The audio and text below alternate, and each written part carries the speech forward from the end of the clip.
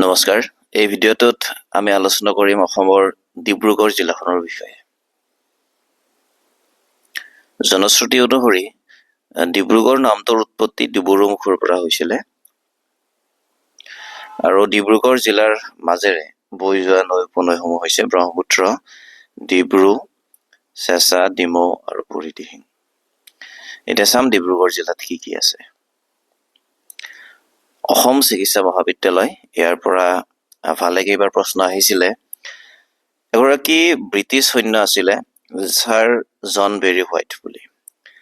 তেখেতে যেতিয়া চাকৰিৰ পৰা অৱসৰ পাইছিলে, তেখেতৰ জীৱনজোৰা উপাৰ্জনৰ 50,000 টকা দান দিছিলে এখন মেডিকেল স্কুল স্থাপন কৰিবলৈ। আৰু সেই মৰ্মে 1900 চনত ডিব্ৰুগড়ত বেৰী হোৱাইট মেডিকেল স্কুল স্থাপন কৰা হৈছিলে।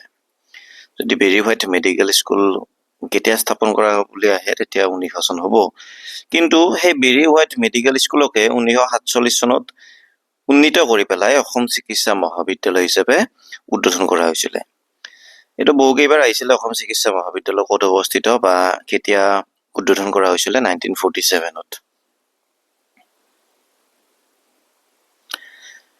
শ্ৰী জগন্নাথ মন্দিৰ, আমাৰ যি উৰিষ্যাৰ পুৰীত এটা মন্দিৰ আছে জগন্নাথ মন্দিৰ, সেই মন্দিৰটোৰ আৰ্হি হিচাপে লৈ 2014 চনত ডিব্ৰুগড়ত এই মন্দিৰটো নিৰ্মাণ কৰা হৈছিলে।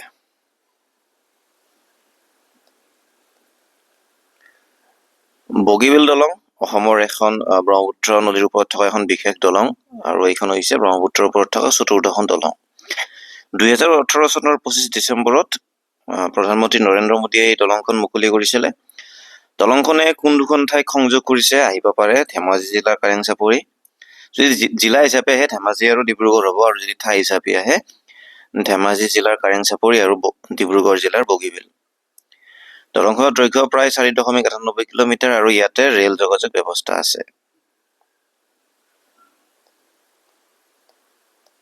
মোহনবাৰী বিমানবন্দৰ অসমৰ এটা বিশেষ বিমানবন্দৰ, ডিব্ৰুগড়ত অৱস্থিত। আৰু এটা প্ৰস্তাৱ লোৱা হৈছিলে যে মোহনবাৰী বিমানবন্দৰক অতি শীঘ্ৰে ডক্টৰ ভূপেন হাজৰিকা বিমানবন্দৰ হিচাপে নামকৰণ কৰা হ'ব। তো শীঘ্ৰে চাগে কাৰ্যকৰী হ'ব। চ' ডিব্ৰুগড় জিলাৰ বিষয়ে মুখ্য যিখিনি তথ্য বা বিষয়বস্তু এইখিনি আছিলে, ইয়াৰ পৰা আহিব লাগে পৰীক্ষাত আহিলে।